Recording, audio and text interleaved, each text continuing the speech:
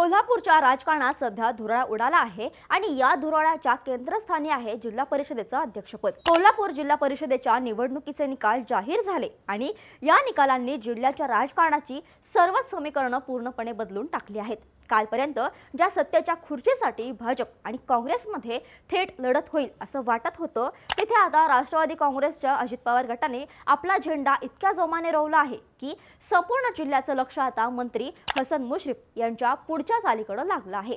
9 फेब्रुवारीला लागलेल्या निकालांनी हे स्पष्ट केलं आहे की कोल्हापूरच्या मातीत अजितदादांच्या राष्ट्रवादीची ताकद अजूनही कायम आहे आणि ती वाढली सुद्धा आहे। 2017च्या निवडणुकीचा विचार केला तर तेव्हा राष्ट्रवादीकडे फक्त 11 जागा होत्या। जर आपण 2017च्या कोल्हापूर जिल्हा परिषद निवडणुकीच्या अधिकृत निकालावर नजर टाकली तर त्यावेळी कोणत्याही एका पक्षाला स्पष्ट बहुमत मिळालं नव्हतं। 2017मध्ये राष्ट्रवादी काँग्रेसला 11 जागा मिळाल्या होत्या, तर काँग्रेस आणि भाजप या दोनही पक्षांनी प्रत्येकी 14 जागा जिंकल्या होत्या। शिवसेनेच्या पदरात 10 जागा पडल्या होत्या। जनसुराज्य शक्ती पक्षाने 6 जागांवर विजय मिळवला होता, तर स्वाभिमानी शेतकरी संघटनेला 2 जागा मिळाल्या होत्या। याशिवाय स्थानिक आघाडीला 1, अपक्षाला 1 आणि इतर आघाड्यांना काही जागा मिळाल्या होत्या। म्हणजेच त्यावेळी खरी लढत ही काँग्रेस आणि भाजपमध्येच होती।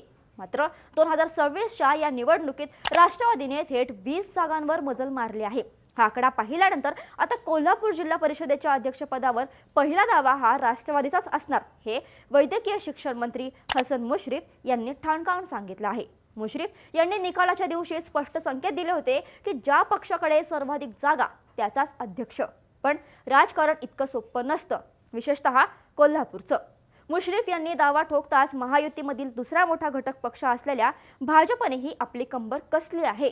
खासदार धनंजय महाडिक यांनी राष्ट्रवादीच्या या दाव्याला आकडेवारीनिशी उत्तर दिलं आहे। महाडिक यांचं म्हणणं असं आहे की जरी राष्ट्रवादीच्या जागा जास्त निवडून आल्या असल्या तरी संपूर्ण जिल्ह्यात भाजपला पडलेली मतं ही राष्ट्रवादीपेक्षा जास्त आहेत। भाजपने 3,42,000 मतांचा टप्पा ओलांडला आहे, तर राष्ट्रवादी 3,41,000 मतांवर आहे। केवळ 1,000 मतांच्या फरकावरून भाजपने स्वतःला मोठा भाऊ घोषित केला असून अध्यक्षपद आम्हालाच हवं अशी आग्रही मागणी लावून धरली आहे।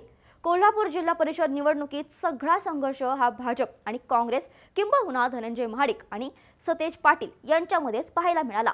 पण राष्ट्रवादी काँग्रेस आणि हसन मुश्रीफ यांनी भाजप आणि काँग्रेसपेक्षा जास्त ताकद दाखवली आहे। नक्की काय घडतंय कोल्हापूरमध्ये? 12 जागा असून सुद्धा भाजप खासदार धनंजय महाडिक यांनी कोल्हापूर जिल्हा परिषदेच्या अध्यक्षपदावर कसा काय दावा ठोकला? हसन मुश्रीफ आणि सतेज पाटील एकत्र येऊन कोल्हापूरवर अध्यक्ष बसवतील का?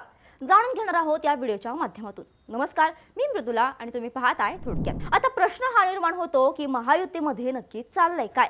कोल्हापूर महापालिकेच्या निवडणुकीत आपण पाहिलं की तिथे भाजपचा महापौर बसला, त्यावेळी शिवसेना आणि राष्ट्रवादीने भाजपला पाठिंबा दिला होता। पण आता जिल्हा परिषदेच्या वेळी मात्र ही परिस्थिती बदलली आहे। भाजपकडे 12 जागा आहेत आणि राष्ट्रवादीकडे 20 जागा आहेत। जागांच्या बाबतीत राष्ट्रवादी वरचढ असताना भाजप मतांच्या टक्केवारीवर दावा करत आहे। हे पाहून महायुतीमध्ये मिठाचा खडा पडणार की काय अशी चर्चा गल्लीपासून दिल्लीपर्यंत सुरू झाली आहे। यामध्ये सर्वात महत्त्वाची भूमिका ठरणार आहे ती म्हणजे शिवसेनेची। जिल्हा परिषदेत शिवसेनेच्या 9 जागा आहेत।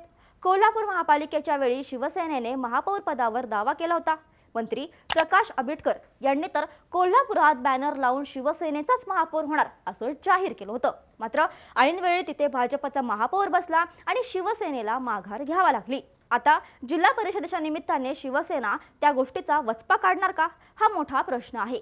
जर शिवसेनेने राष्ट्रवादीला साथ दिली तर भाजपची अडचण होऊ शकते। शिवसेनेच्या मनात महापालिकेतील पराभवाची सल अजूनही कायम असण्याची शक्यता नाकारता येत नाही। तर दुसरीकडे कोल्हापूरच्या राजकारणातील 2 दिग्गज नेते म्हणजे हसन मुश्रीफ आणि सतेज पाटील, जरी हे दोघे सध्या वेगवेगळ्या गटात आणि वेगवेगळ्या पक्षात असले तरी त्यांची मैत्री सर्वश्रुत आहे। सतेज पाटील यांनी निकालानंतर जे सूचक विधान केलं त्यानं भाजपच्या गोटात नक्कीच अस्वस्थता निर्माण झाली असेल। सतेज पाटील म्हणाले की जर मुश्रीफ यांनी मदत मागितली तर आम्ही विचार करू। याचा अर्थ सरळ आहे, जर भाजपने आपला हेका सोडला नाही आणि राष्ट्रवादीला अध्यक्षपद देण्यास नकार दिला तर हसन मुश्रीफ युतीमध्ये राहूनही काँग्रेसच्या मदतीने आपला अध्यक्ष बसवू शकतात। राष्ट्रवादीच्या 20 आणि काँग्रेसच्या 15 जागा एकत्र आल्या तर हा आकडा 35 वर जातो। जो बहुमतासाठी पुरेसा आहे. अशा परिस्थितीत भाजप पूर्णपणे कोपऱ्यात ढकलली जाऊ शकते. सतेज पाटील यांनी खेळलेली ही खेळी महायुतीमध्ये फूट पाडण्यासाठी पुरेशी ठरू शकते. अजित पवार यांच्या नेतृत्वाखाली राष्ट्रवादीने ज्या पद्धतीने मुसंडी मारली आहे ते पाहून विरोधकही चकित झाले आहेत. 2017च्या तुलनेत राष्ट्रवादीने जवळपास दुप्पट जागा मिळवल्या आहेत. लोकांनी दिलेला हा कौल अजित पवार यांच्या कामाची पोचपावती असल्याचं राष्ट्रवादीचे कार्यकर्ते सांगत आहेत. मात्र धनंजय महाडिक हे सहजासहजी हार मानणारे नेते नाहीत. त्यांनी मतांचे गणित मांडून भाजपचा दावा अधिक मजबूत करण्याचा प्रयत्न केला आहे. महाडिक आणि सतेज पाटील यांच्यातील संघर्ष कोल्हापूरला नवीन नाही, पण आता या संघर्षात मुश्रीफ यांनी मारलेली बाजी गेम चेंजर ठरली आहे. जनसुराज्य शक्ती पक्षाच्या 6 जागा आणि शाहू आघाडीच्या 4 जागा देखील यात महत्त्वाची भूमिका बजावू शकतात. या लहान आघाड्या कोणाकडे झुकणार यावरही बरंच काही अवलंबून आहे.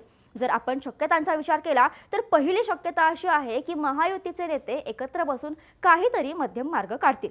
कदाचित अध्यक्षपद 2.5 वर्षांसाठी वाटून घेतलं जाईल, पण राष्ट्रवादीला 20 जागा मिळाल्या असल्यामुळे ते पूर्ण 5 वर्षांसाठी अध्यक्षपदावर अडून राहू शकतात.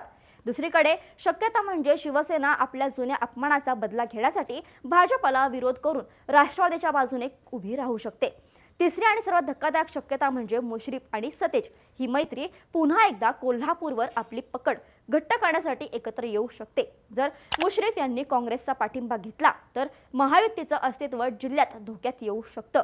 भाजप सध्या बॅकफुटवर असलं तरी मतांच्या जोरावर ते आपली बार्गेनिंग पॉवर वाढवण्याचा प्रयत्न करत आहेत. जिल्हा परिषदेचा हा पेच आता राज्याच्या वरिष्ठ नेत्यांपर्यंत पोहोचणार हे निश्चित आहे. देवेंद्र फडणवीस, सुनेत्रा पवार आणि एकनाथ शिंदे हे तिघेही मिळून कोल्हापूरचा हा तिढा कसा सोडवतात याकडे सर्वांचे डोळे लागले आहेत. कोल्हापूरच्या राजकारणात गनिमी कावा नेहमीच चालतो, त्यामुळे ऐनवेळी कोण कोणाला पाठिंबा देईल आणि कोणाचा अध्यक्ष बसेल हे सांगणं कठीण आहे.